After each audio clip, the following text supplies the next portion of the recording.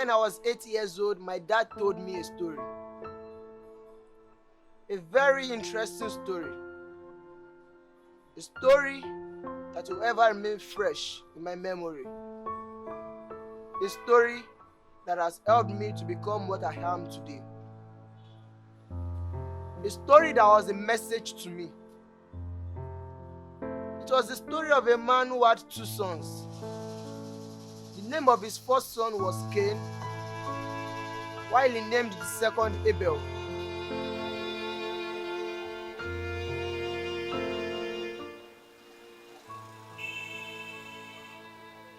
Cain.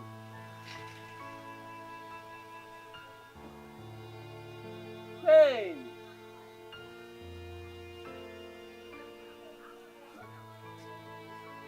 Cain. Yes. Please, sit down.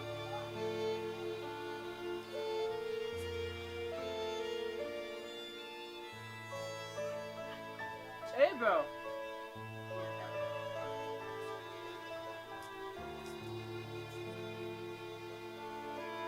Cain, I would like to speak to you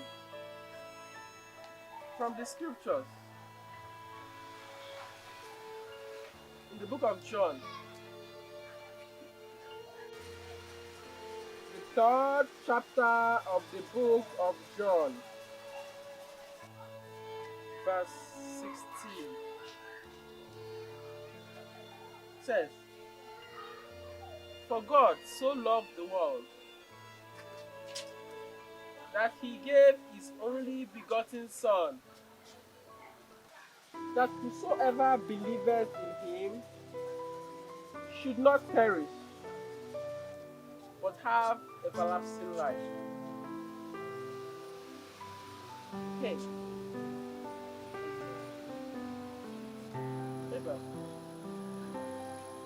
I want you to believe in the Lord today.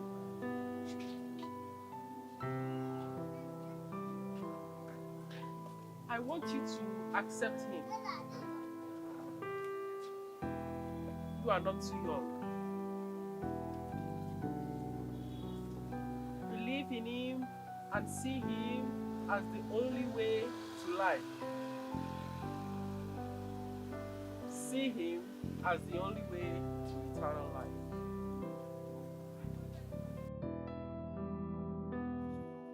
He trained his sons in the way of the Lord. Cain and Abel were trained by their father in the way of the Lord. Cain and Abel became workers in the church of God. They were fervent with the things of God. They were serious in the presence of the Lord. They never took the message God has sent unto them with levity. They were active members in the church. Then after many years of service in the church of God, after many years of service in the vineyard of God, Cain brought an offering unto God. And Abel, his brother, did likewise.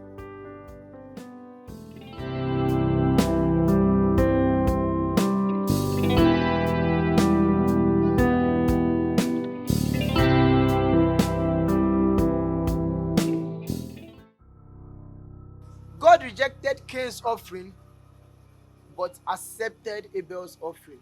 At that juncture, I was shocked. And I asked my dad why it was so. At least the 2 of them never missed church services. At least the 2 of them were always fervent in the presence of God. At least the 2 of them were always serious and never took the message God has sent unto them with levity.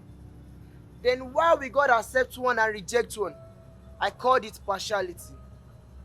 But my dad told me that God isn't partial. Then he explained to me what happened before Cain and Abel brought their offering unto God. After the explanation, then I knew how important it is, how important your heart is, what matters most. what counts the most, which is our heart, which is the thought of our heart. Then there was a question that came to my mind. Is my heart right with God? Being a worker in the church isn't enough. Not missing church service isn't enough. Being serious during praise and worship isn't enough. Taking the message of God seriously isn't enough. But having a right heart with God is what that counts the most.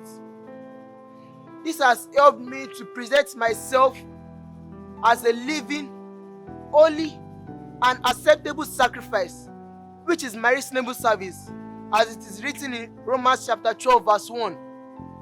This has helped me to scale through a lot in this world. Having a right heart is the thing that counts the most.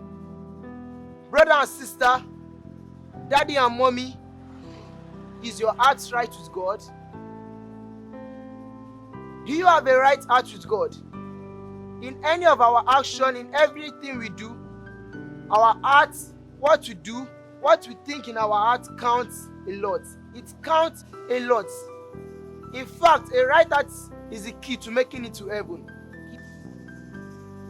Don't make the same mistake that Cain made. You are the living sacrifice to be offered. Make yourself acceptable. Be like Abel, and it shall be well with you. Remain blessed.